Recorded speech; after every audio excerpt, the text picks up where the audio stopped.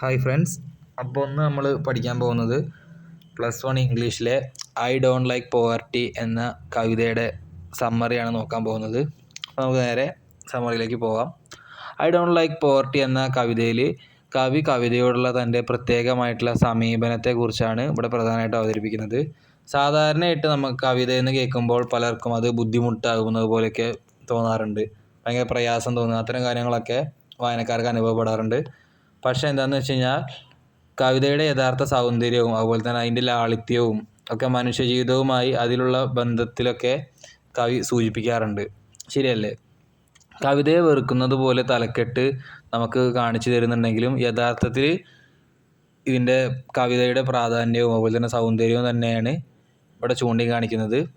മനുഷ്യൻ്റെ വികാരങ്ങൾ, അതുപോലെ തന്നെ സന്തോഷം, അനുഭവങ്ങൾ, ദുഃഖം മുതലായവയെല്ലാം വളരെ മനോഹരമായിട്ട് പ്രകടിപ്പിച്ച് അവതരിപ്പിക്കാൻ കവിതയ്ക്ക് കഴിയും. അതാണ് ഇവിടെ പറയുന്നത്.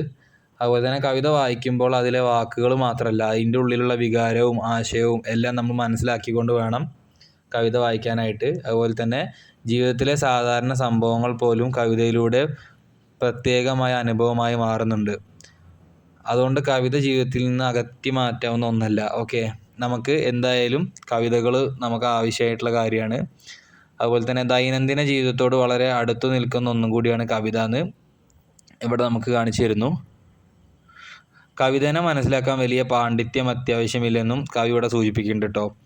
തുറന്ന മനസ്സോടെ കവിതയെ സമീപിച്ചാൽ അതിൻ്റെ അർത്ഥവും അതുപോലെ തന്നെ സൗന്ദര്യവും മുതലായവയെല്ലാം നമുക്ക് ആസ്വദിക്കാൻ കഴിയും. അതായത് കവിതയൊക്കെ നമ്മൾ വായിക്കുകയാണെങ്കിൽ അതിൻ്റെ അർത്ഥവും കാര്യങ്ങളൊക്കെ മനസ്സിലാക്കിയിട്ട് കവിത വായിക്കുകയാണെങ്കിൽ നമ്മളേറെ താല്പര്യം കാണിക്കുന്നു എന്ന് ഇവിടെ പറയുന്നുണ്ട്.